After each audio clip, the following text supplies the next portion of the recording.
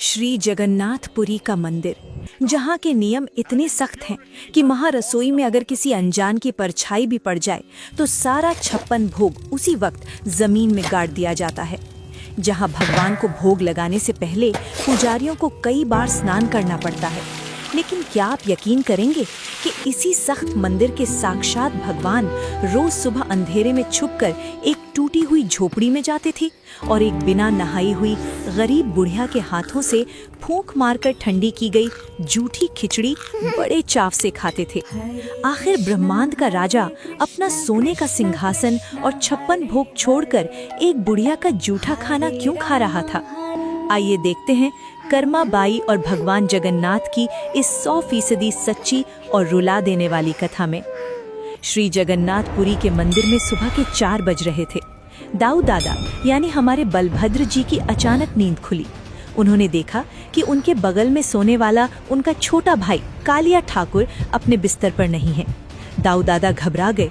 उन्होंने पूरे मंदिर में कन्हैया को ढूंढा, लेकिन वो कहीं नहीं मिला। कुछ देर बाद जब भोर होने वाली थी, तब कालिया ठाकुर दबे पांव छुपते छुपाते वापस आए। दाऊ दादा ने उन्हें रंगे हाथों पकड़ लिया। दाऊ दादा ने अपना माथा पीटते हुए कहा, अरे कन्हैया, तू इतनी सुबह सुबह रोज कहाँ गायब हो जाता है? और ये तेरे मुंह पर क्या लगा है? ये पीली पीली खिचड़ी तू कहाँ से खा कर आ रहा है? मंदिर का 56 भोग तुझे पसंद नहीं आता क्या? कालिया ठाकुर ने अपनी बड़ी बड़ी आंखों से मासूमियत से दाऊ दादा को देखा, अपनी जीभ से होठों पर लगी खिचड़ी चाटी और मुस्कुराते हुए बोले, अरे दाऊ दादा, मंदिर का 56 भोग तो बहुत अच्छा है, लेकिन मेरी कर्मा माँ के हाथों की उस जूठी खिचड़ी में जो स्वाद है ना, वो वैकुंठ के अमृत में भी नहीं है। तुम नहीं समझोगे दादा।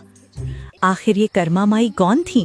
और ब्रह्मांड के राजा, जिनके लिए रोज सोने की थालियों में 56 भोग सजते हैं, वो एक गरीब बुढ़िया का जूठा खाना खाने के लिए रोज सुबह छुपकर मंदिर से क्यों भाग जाते थे? दोस्तों, बात बहुत पुरानी है।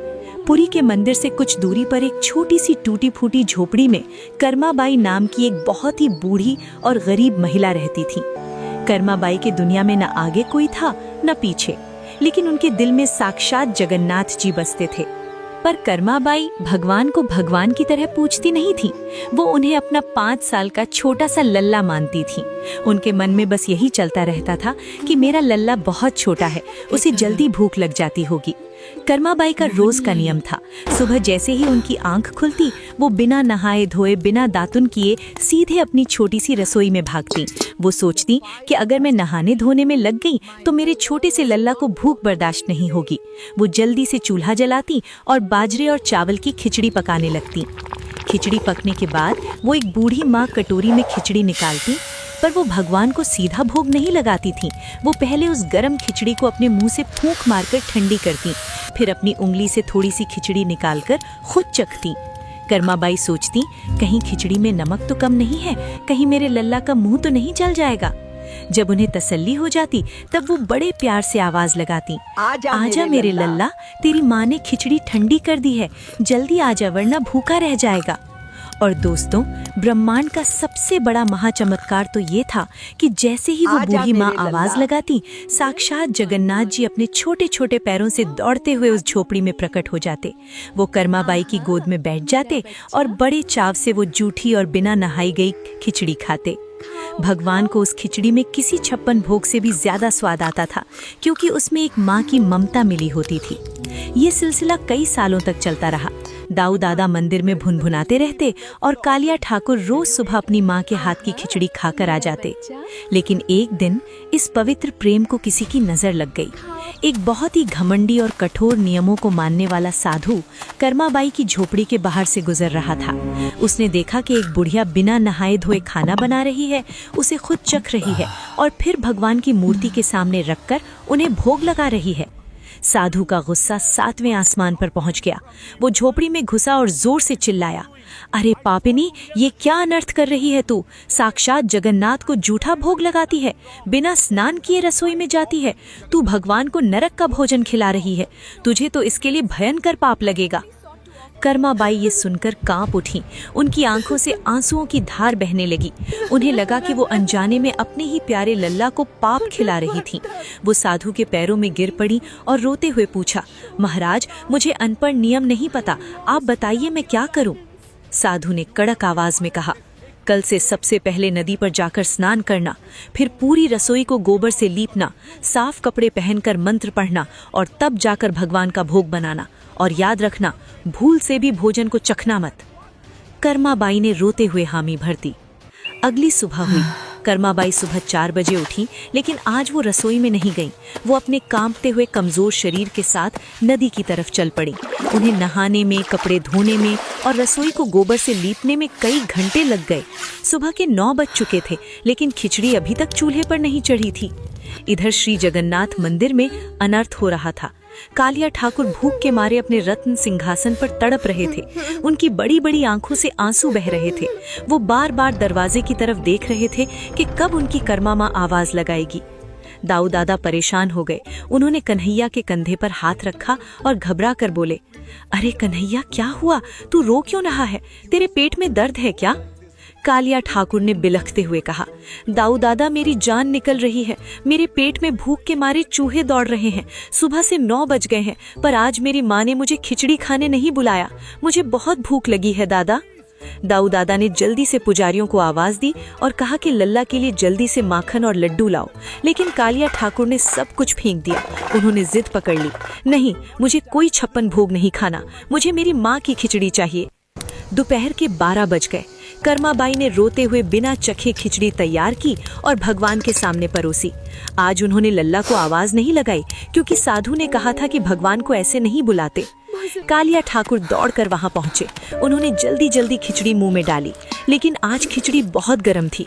कालिया ठाकुर का छोटा सा मुंह जल गया और उस खिचड़ी में ना नमक था, ना कोई स्वाद, क्योंकि आज उस खिचड़ी में कर्माबाई की ममता नहीं, बल्कि साधु के दिए हुए डरावने नियम घुले हुए थे।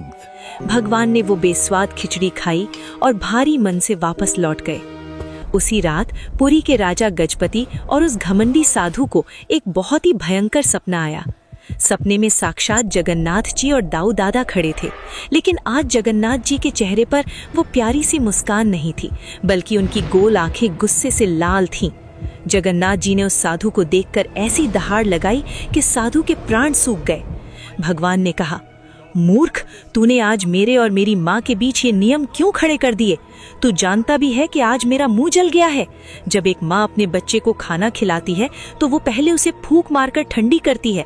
वो चख कर देखती है कि नमक सही है या नहीं। वो जूठा नहीं होता मूर्ख, वो तो दुनिया का सबसे पवित्र अमृत होता है। तुमने मेरी माँ को डरा दिया है और आज मैं दिन भर भूखा रहा हूँ। साधु और राजा दोनों पसीने से भीगे हुए अचानक नींद से जाग गए।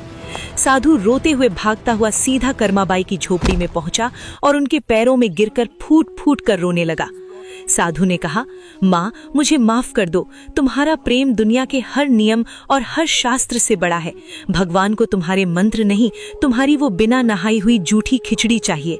तुम वैसे ही अपने लल्ला को खिलाओ जैसे पहले खिलाती थीं। कर्माबाई की खुशी का ठिकाना नहीं रहा। अगली सुबह फिर से वही हुआ।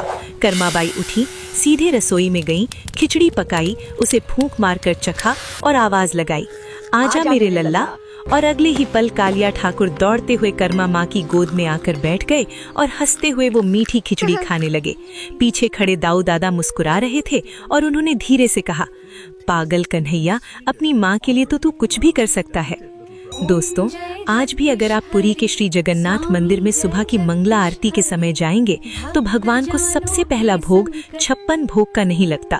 सबसे पहले भगवान को उसी बाजरे और चावल की खिचड़ी का भोग लगाया जाता है, जिसे आज भी आदर के साथ कर्माबाई की खिचड़ी कहा जाता है। ये अद्भुत कथा हमें सिखाती है कि साक्षात ब्रह्मांड के नाथ को ना आपके पैसे चाहिए, ना आपके भारी भरकम नियम। उन्हें तो बस आपका वो सच्चा प्रेम चाहिए जो एक माँ अपने बच्चे से करती है। अगर कर्माबाई और कालिया ठाकुर के इस रुला देने वाले प्रेम ने आपके भी रोंगटे खड़े कर दिए हों तो कमेंट बॉक्स में आंखों में आंसू और दिल में प्रेम लिए जय जगन्नाथ जरूर लिखें।